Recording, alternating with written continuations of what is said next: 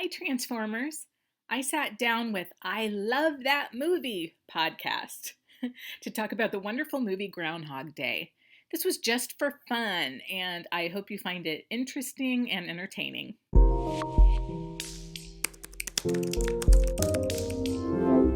Hi, this is Lisa, and you are listening to I Love That Movie. This podcast is for movie lovers, just a couple people talking about a movie that they love. I have a new guest with me here today, Kari Nissena. She is an actress, a producer, and a business coach for actors. So excited to have you on, and my guest always picks the movie. So, what movie did you choose to talk about today? Groundhog Day! Yay, 1993. Yes, Groundhog Day.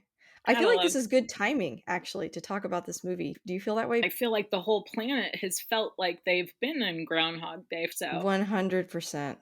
yeah, I think it's 100%. very timely, and it's one of those movies that doesn't age either. I Like, you ever agree. notice that? It's just as new now as it was almost 30 years ago when it was made. I agree. 100%. Well, before we continue, I do want to give a quick disclaimer. If this is the first time you're listening to this show, we do not do spoiler-free reviews. So I would recommend pausing here, watching Groundhog Day because it's a great movie. And then if you're still here, this is the quick synopsis of the film. A cynical TV weatherman finds himself reliving the same day over and over again when he goes to a location to the small town of Puxatawny to film a report about their annual Groundhog Day. His predicament drives him to distraction until he sees a way of turning the situation to his advantage. Dun dun dun! Yes. I love this film. It was directed by Harold Ramis, which, you know, I recently saw the Ghostbusters Afterlife movie, which feels like such a huge tribute to him. So I was kind of in the feels when I was watching this. Yeah, he seems like anytime you see him in an interview, or even if you see him on camera, I swear the guy had a permanent smile. Yeah. Oh, what a nice thing to say about somebody, huh? What a nice way to be remembered. Yeah, seemed like a But really great guy. I wish I would have had a chance to work with him, you know? yeah. So when did you first see this movie? You know what? I feel like it's been such a part of my life. I don't even remember the first time I saw it because I feel like I've seen it so many times.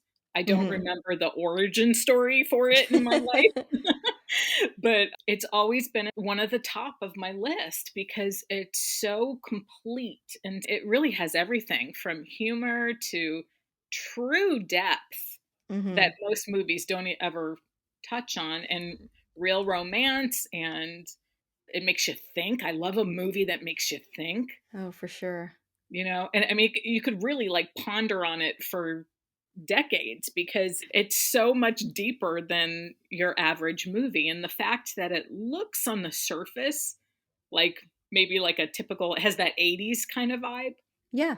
It kind of feels like it would be a typical 80s comedy on the surface, but then when you get into it, you're like, wow, this is actually some pretty deep stuff.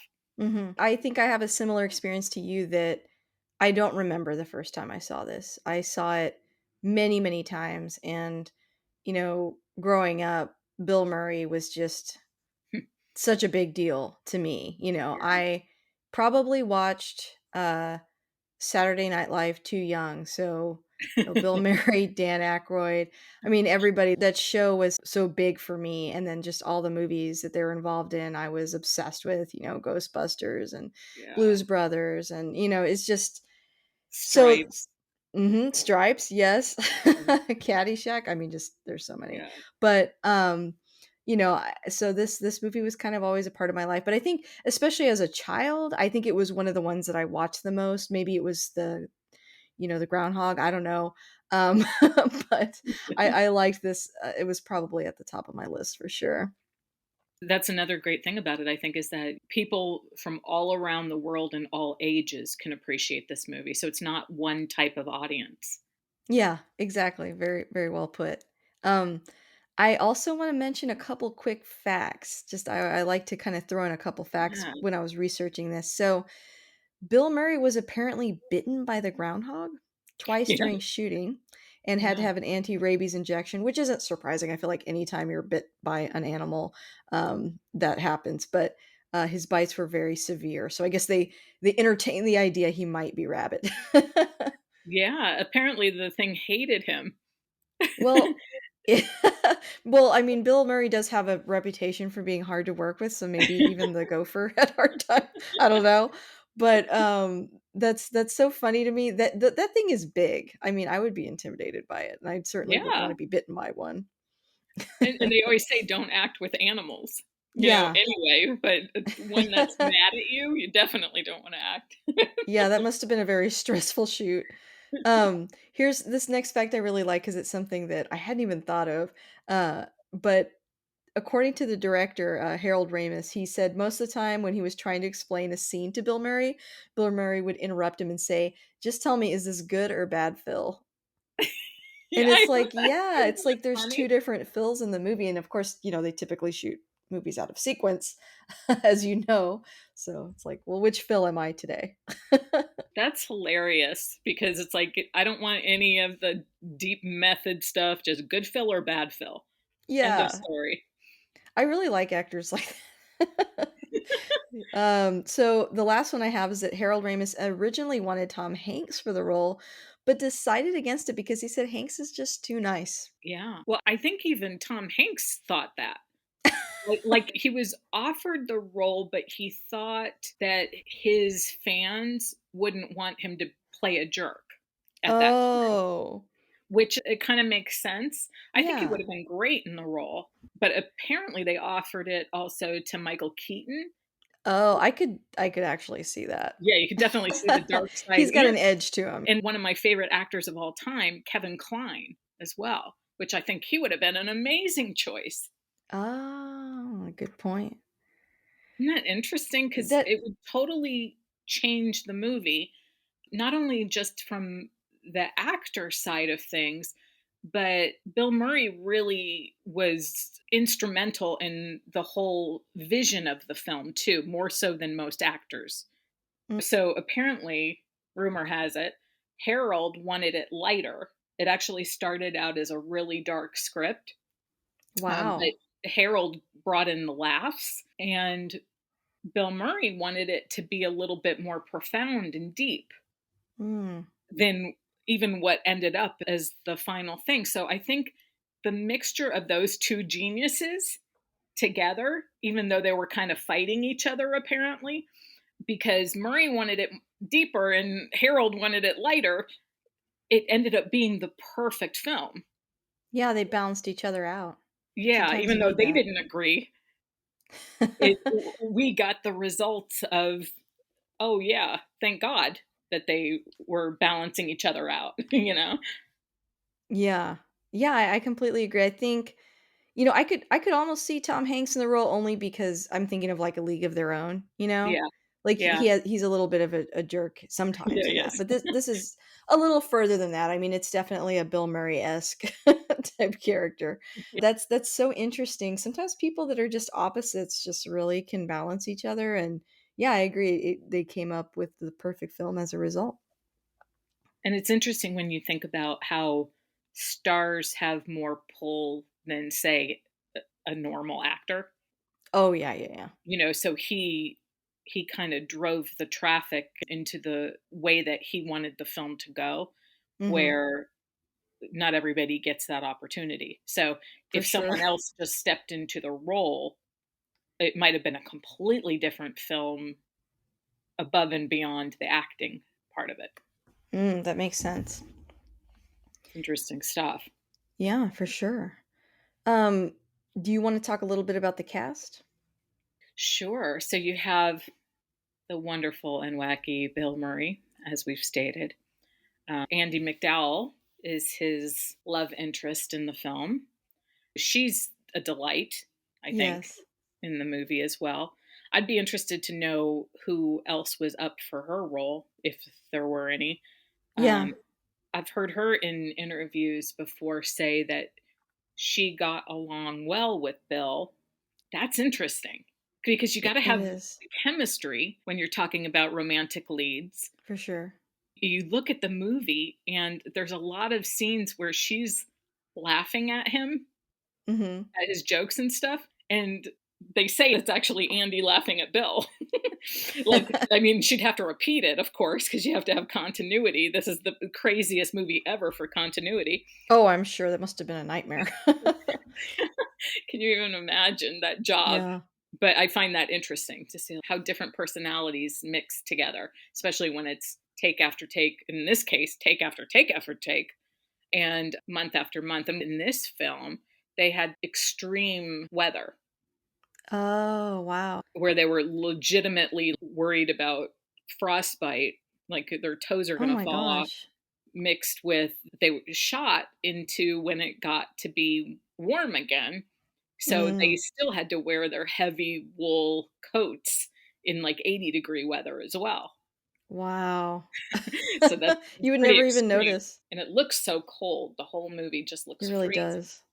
Well, because And so like, it's in was. February, and I do feel like February is, like, colder, in a lot of Yeah. places than even January, so it really captures, like, that 1 month that's kinda miserable.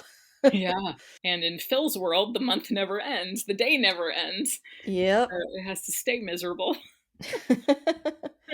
Wow. How do you get that kind of continuity? Because they show clips in the behind the scenes stuff where they're jumping up and down just to stay warm in between takes, and they would Ugh. actually sometimes would be slurring their words because their tongues were frozen, Oh you my know, gosh. it was so It's cold. So miserable. it's one thing to do that for like an hour, but it's a really, for anybody who hasn't worked on a set, it's hard work because you're Yeah. sometimes there in the same freezing cold for 16 hours, you know, Gosh, with no yeah. sleep and no, I mean, yeah, they got to give you breaks because of laws and stuff, but still, you're Grueling. frozen for hour after hour. Yeah. But I found it interesting that it also ended up being like 80 degrees and having to still feel like the movie still had to feel like it was cold. Right.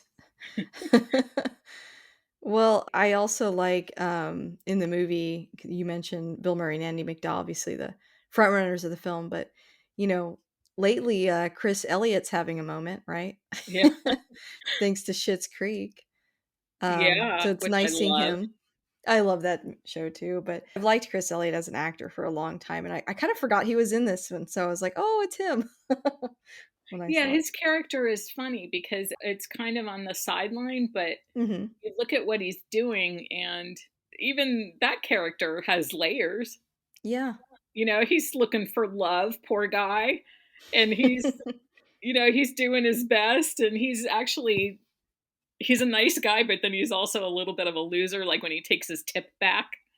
Oh, yeah, yeah. You remember that? He's trying to tip big in front of the girl, and then when nobody's looking, he takes part of his tip back. He's broke. Yeah. Yeah. Yeah, he's a funny dude for Yeah, sure. and then also, wanted to talk about Brandon Doyle Murray, Bill's brother, Yeah. who I always mistake for, like, I don't know why, to me, he sounds like Mel Blanc. Like, he sounds like, the boss on the Jetsons, you know? Like, and I Yeah, think that in every movie he's in, like, in this and in, like, Mr. I know he's in, like, Spacely. National Lampoon's Christmas, yeah. That's And funny, that's and just what I think of him. I think it's weird because every time you see him in a movie, it's kind of Bill's face, Yes. Very but not. true. Like, And you he's can tell always they're doing, brothers. like a caricature, like, you know what I mean? Right. Like, he's like, he sounds like, like in this movie, he's very animated. But yeah, I just wanted to touch on him really quick. Was there anyone else in the cast that I've missed that you wanted to talk about? Well, I think Marita did a great job. Oh, yeah, Um, yeah, yeah.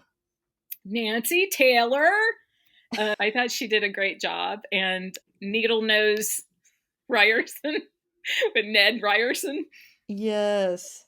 you know, that's a pretty classic role. Yeah, it Um, is. it's funny. There's an interview out there where he's talking about how he was going so big and he had to give warning to Harold. He's like, okay, I'm rehearsing this and I think it's really, really big. I'm going to try it really, really big, and you can bring me back if it sucks. you know, and it was almost too big for the movie, but it worked. Yeah, I think it worked. Yeah, the actor is Stephen Tobolsky. Yeah. He I don't know. There's something about like going to a small town, coming from a small town, running into somebody from high school you didn't want to run into. Like he just nailed that so well. Totally. He's just a Yeah. little bit too close, like he doesn't understand Yeah. personal space. And And then selling you life insurance. I mean, it's just annoying. right, he It's has like it the most boring profession yeah. to man and traps him with it. I mean, it's perfect. It is. It is. What's funny about Steven is you look at, like, his IMDb these days, and he looks exactly the same. I Some mean, this actors are so good. Like the character actors I feel like are usually like that.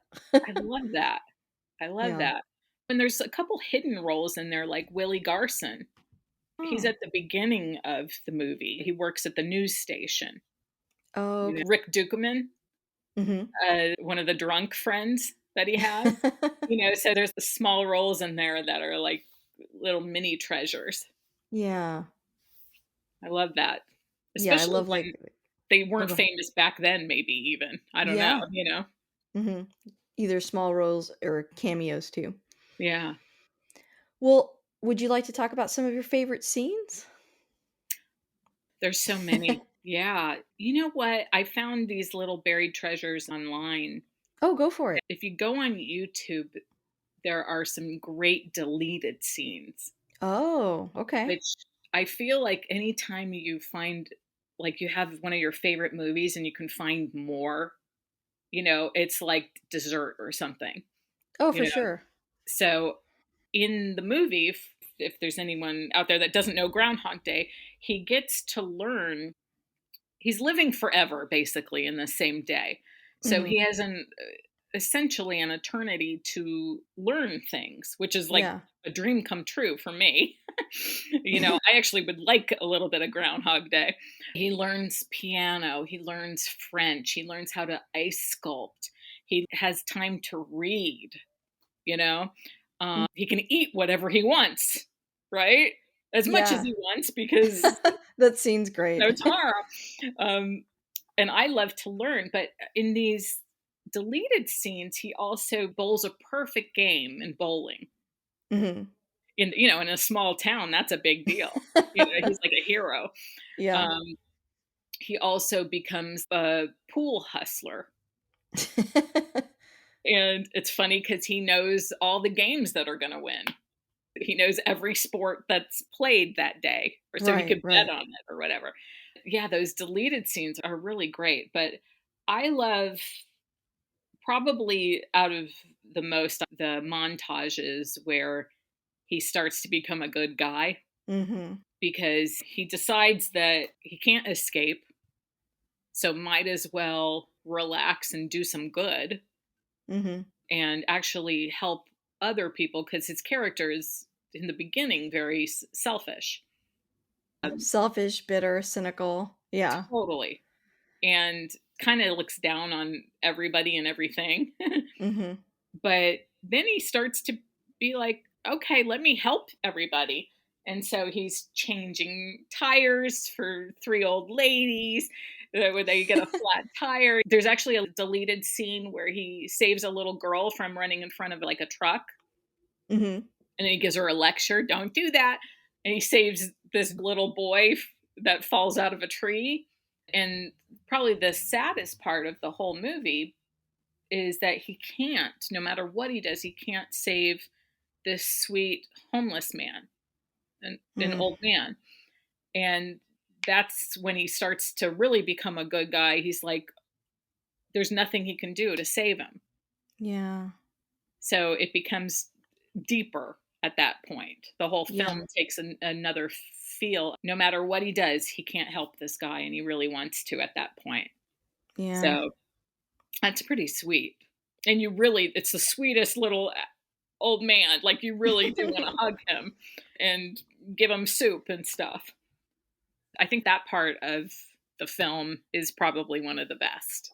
is Yeah. just I love a montage anyway. I'm totally a sucker for a montage and a That feels makeover. like such an you kept saying this movie does remind you of, like, 80s films. That feels like such an 80s movie thing to do. Yeah, and I dig it. Mhm, mhm. Because this is one of the most important movies ever for showing time lapse. Yeah, for sure. Ironically, where there is no time lapse, I guess, you know. But it's funny, depending on who you listen to or who you believe, that's one of the big arguments about this movie is how long did he stay in Groundhog Day? And so online, Harold Ramis apparently said it probably ended up being 30 to 40 years. Oh Uh, my gosh. and how they got that is it takes years to become that good at piano, or it takes a certain amount of time to learn a new language or to learn how to ice sculpt or whatever. You know, Yeah. uh, I think it might be a deleted scene. I don't remember, but even for the old man, I don't know if you remember when he goes to the hospital and the nurse is saying sometimes people just die, and he goes, "Not today." He goes, "Let me see his chart." And so Phil goes to look at the old man's chart to see if there's anything he can do to fix it the next time. Oh. And there's this little sliver, it's not even a scene, but he apparently starts studying to try to learn. Oh. And maybe that's why he got good at, he gives a guy a Heimlich maneuver Right. when he's choking on a cow or whatever in the restaurant. And he helps, well, he does save the little boy from falling out of the tree, but he does a lot of good deeds like that too, that Mhm. not everybody knows how to do. He tries to give CPR to the old man when he dies in an alley one time. Mhm. So he's Oh, got I never skills. noticed any of that. Yeah. Yeah, it's Very really cool. tiny, but Mhm. yeah, I love it. Can you imagine having endless time to learn everything that you've wanted to learn? It sounds a little daunting if I'm honest. Totally, But good too. I know what you mean. totally, but exciting. And it would be different if it was like today. If you could have a computer in Punxsutawney, then really True. you're talking a million years because you'd have endless knowledge with a Yeah, computer. absolutely. What do you think that you would do if you had to do like today over again? Hmm. I don't know. I have never thought about it. Is that weird? Um, Well, I that's one of the just great things about it is it yeah. makes I think about that a lot. It's like, okay, what if you could do something over again? Yeah. I haven't thought about that a lot, but, just spend a lot of time with friends and family, I guess. Yeah. It's interesting because we don't always prioritize it. But if we had only one day and could do that day until we get it right, True.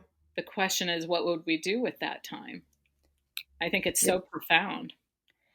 Do you also feel like, to me, the movie like, Bill Murray, yeah, he's selfish and all that, but I think he's, like, depressed, right? I mean, I almost feel like the movie's a metaphor for depression or trauma and, like, working through it. He's stuck, Yeah. can't move forward, and through reliving this day over and over and over again, he sort of processes and starts to see life in a different way. I think before he just wasn't able to see anything positive. I wondered if that's one reason why Rita, is so kind to him.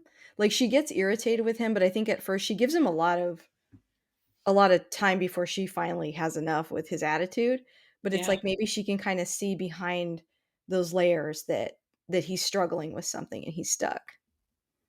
I think that's true. And I think that's one of the most kind hearted pieces of the film Mhm. is that nothing changes except for Phil. Right. But once he changes, the world is so much better because of how he touches other people around him. But everybody else is accepting of him. Like you said, Yeah. Rita's a nice lady, a nice human.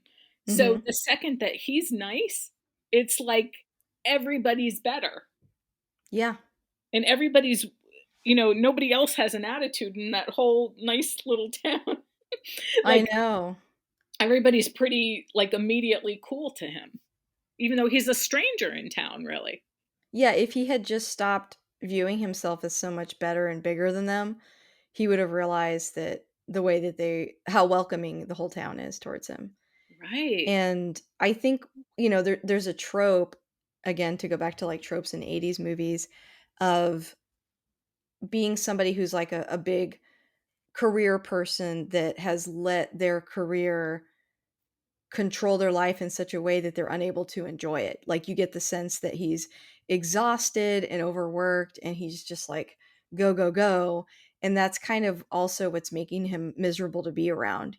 Can't wait to get out of that town, can't wait to get his job over with, Mhm. and when he's able to slow down and really contemplate his life, that frees him from that constant pressure, I think. And it's sort of a metaphor for the way the town is too, because, like, it's a small town, so they already don't live that way. And I also Yeah. feel like that's kind of like that's how small towns view big cities, right? That everyone's moving too fast, that they're not really living their life. So I think some of that's at play there as well. Yeah, and it's probably, I think maybe true happiness is somewhere in between. You take the good of the small Mhm. town and the good of the big town, you Yeah. know? But it's funny what you say about, like, I totally agree about the depression stuff. There People have even talked about this movie, how Phil has to move through the stages of grief Yeah. because he starts out in complete denial, right? Yeah, that's So he true. starts out like, this can't be happening. What is going on? And then he gets pissed off, and then he gets so depressed. I think I had read too that they were really nervous about, on screen and how dark that is, and would audiences be like, "This is horrible," you know? I'm sure that was a very delicate balance, like, how to portray that in such a silly, over the top way to where audiences aren't turning on the movie, you know? That's a good point. It probably wouldn't be allowed today, Yeah. right? You'd have Yeah. everybody's social media saying how horrible it was, but it actually was great. And what they did is, then it's 6 a.m. again, and it immediately goes to a joke Yeah. some of the time, like, oh Gives you a man, break. Yeah. yeah, it didn't work, I think so they then it they lightens it up. exactly, they lower the stakes. I mean, he can't Yeah. die, so in a way, he's not really doing that. Yeah. Yeah. But to hate that town so much, and how many times would you have to relive that day to have to resort to that? That's Very true. many, many, many years. Some people say, I think Danny Rubin, the writer, originally started with the idea of vampires, believe it or not. And Oh, immortality is the seed of the beginning of writing Groundhog Day. Um, interesting. yeah, and so it started out like as 10,000 years, not Whoa. 30 years, which that becomes a whole other ball game. It's like, oh, now we're talking, thousands and thousands of years in that same, then that becomes much, much worse. Yeah, that would be terrible. That's a way different thing. I could handle 30, 40 years easy. But I actually wish, part of me wishes that I could, like, I'm pissed off that I ever have to die. Like, I'm really not happy about this. Okay. Like, 100 years is not enough for me. Yeah. So I got too much to do. So I'm jealous of him in that I wish I could have like an extra 30, 40 years just to do certain things. That's so funny. I've never thought of that. That's very Right? I think it's a this is gift. why I love talking about movies, because everybody kind of has a different interpretation Yeah. and, and different lens, so I Yeah. completely understand that. And you look at it at different times in your life and it's a different movie. Very true. Like I was saying before, as a kid, I thought it was really funny.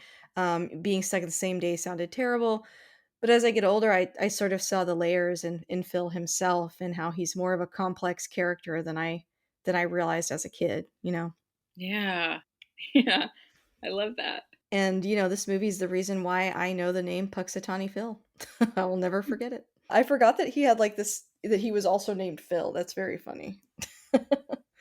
And everybody he keeps on getting mad because they're like, Phil, like the groundhog, and he's like, yeah. He's like, "In more ways than you know." You know? Um, are there any other scenes that we haven't talked about yet that you wanted to chat about or other facts? I'll tell you what, I don't know how many of your listeners have seen the musical, Oh, but wow.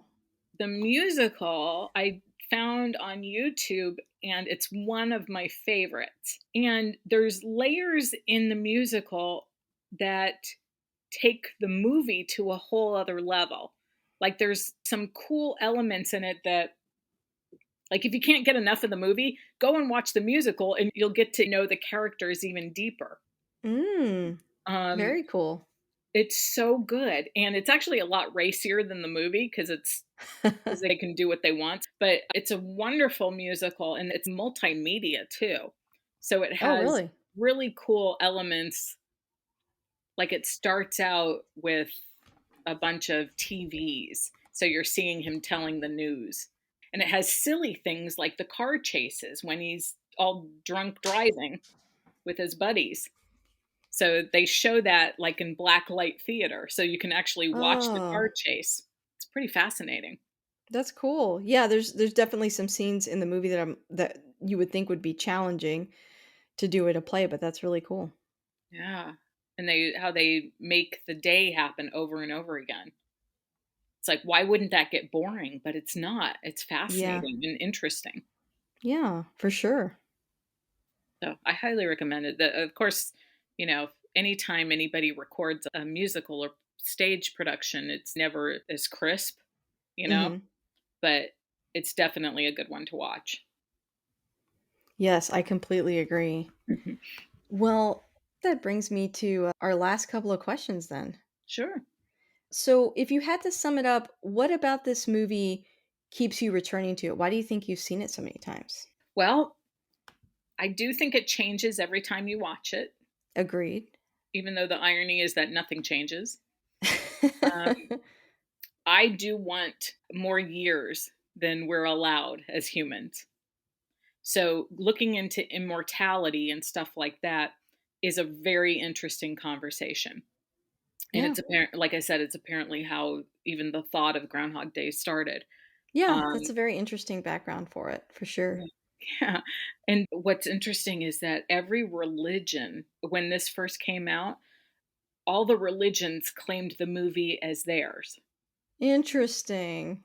right? So if they were Buddhist, they'd be like, "Oh, this is what we teach." And if they're Christian, "Oh, this is what we teach." If they're Jewish, this is what we teach. Interesting. Because some people they have different theories. Some people think he's in purgatory, some people think he's in hell. Some people think he doesn't get to go to heaven until he becomes a good person. So everybody has Yeah, different interpretations of it too, very which is really interesting. fascinating. And I like the type of movie where characters have a really big arc. Yeah, that's a good point. He has a huge arc in this. Yeah. One other interesting tidbit that I found out is that the original scripts were very different. Mm. Apparently, they started in the middle originally. Okay, So he started already in the time loop. gotcha. And then there was a version where he ended in the time loop, almost like a punchline, like what we would see in a lot of different movies of, oh no, it's back to, like, how they do in horror films. Oh, yeah, yeah, You yeah. know, all of a sudden someone's in the back of the car and then a jump scare or something. But that was the ending, was that he's in the loop. One, originally they had Rita was in her own Groundhog Day. Interesting. Isn't that fascinating? I'm Yeah, I'm glad that they got rid of that one because it's already confusing enough as far as like, agreed. oh my god, how many years has this been and stuff like that. But I think it's interesting. I'd be intrigued. Have you Um, seen, Palm Springs? no, I've seen the trailer and I've seen Oh clips my from gosh, it. I couldn't stop thinking about that the whole time we're watching this, just how Totally. much it owes to this movie, but you should definitely check that out. I know, it's totally a movie, and I liked things like Happy Death Day. Um, Mhm. I thought that was a great premise for a horror film. what are some of the other ones? Project Almanac, Tom Cruise's movie Edge of Tomorrow, Source Code. So there are movies that I think have stolen from Groundhog Day because it's such a fascinating concept, and then they've made it their own. But Palm Springs, that looks like totally a Carrie movie. Yeah. Well, Palm Springs is similar to Groundhog Day in that there's a lot of layers. I think you'll really enjoy it. Yeah. And for me, I keep coming back to this movie because, again, as I mentioned before, I grew up with, a ton of films with Bill Murray in them. I loved him. And, this one was right up there with a movie that was on my regular rotation. I think it's funny. I think it's thought provoking. And yeah, I just really enjoy it. How do you pitch this movie, do you think, to someone that's never seen it before? I think since it's kind of, what is the main premise? A guy has to live the same day over and over again till he gets it right. Yeah, I think that's a good summary. That It's could so be the much whole deeper summary. than that, but it's kind of that Yeah. on Yeah, a I would sur- say it's a classic for a reason. Sometimes films are enduring, like you said. I think that it's endured because it is such a funny and such a you said it at the beginning, it's just so well done, as just a movie. Um, and it's got the perfect balance, as you said before too, between Harold Ramis and Bill Murray. They just put something really special together, and I think pretty much anyone can enjoy it. So highly recommend. Yeah. Two Um, thumbs up right here, right? yeah, heck yeah. Well, Carrie, thank you so much for coming on the show and for picking this movie. Where can people find you? I am at Actor Transformation. That's where I coach my wonderful actors on the business side of the acting business. And then I'm also on IMDb. So Kari Nissena, and also social. I'm on Twitter and Facebook and Instagram and YouTube. I have a Awesome. YouTube channel for the Actor Transformation. Oh, wonderful. Well, thank you so much. And, you're definitely going to have to think of another movie, and I'm going to have you back soon.